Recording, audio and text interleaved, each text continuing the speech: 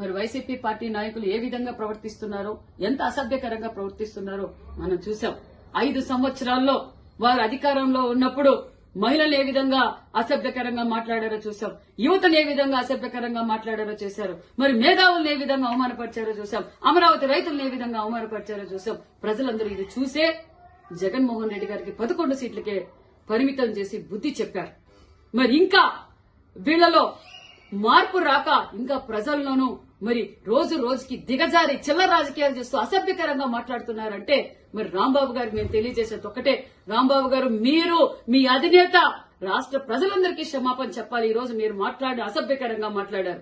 మీరు అధికారంలో ఉన్నప్పుడు, మా ముఖ్యమంత్రి గారు ప్రతిపక్షంలో ఉన్నప్పుడు మేము ఏ విధంగా మాట్లాడామో, ఏ విధంగా రాష్ట్ర ప్రజల కోసం పోరాటం చేశామో ప్రజలందరూ మమ్మల్ని చూశారు. ఈ రోజు మేము అధికారంలోకి వచ్చాం. అధికారంలోకి వచ్చిన తర్వాత మాకు చంద్రబాబు నాయుడు గారు నేర్పింది సంస్కారంగా మాట్లాడండి, రాష్ట్ర ప్రగతి కోసం పోరాటం చేయండి, ఎవరిని రపరప నరకద్దండి, ఎవరిని రెచ్చగొట్టద్దండి, ఎవరిని అసభ్యకరంగా మాట్లాడొద్దండని మా నాయకులు ముఖ్యమంత్రి చంద్రబాబు నాయుడు గారు మమ్మల్ని ఆదేశించారు. మేము చూస్తూ ఉన్నామనుకుంటున్నారేమో, చట్టం తన పంతం చేస్తుంది.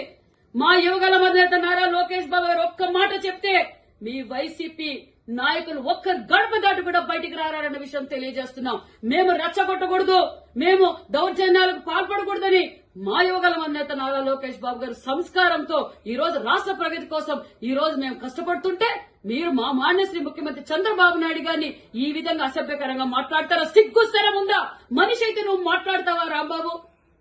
నువ్వు యావత్ ఆంధ్రప్రదేశ్ ప్రజలందరికీ ఈ రోజు బహిరంగంగా మీరు క్షమాపణ చెప్పాలి, లేకపోతే చట్టం తన పనిచేస్తుంది.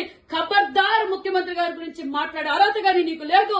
నువ్వు సంస్కారహీనుడు. నువ్వు ఏ విధంగా మంత్రిగా ఉన్నప్పుడు పనిచేశావో యావత్ ప్రజలు చూశారు. నువ్వు మహిళలపైన ఏ విధంగా ప్రవర్తించావో మహిళలందరూ చూశారు.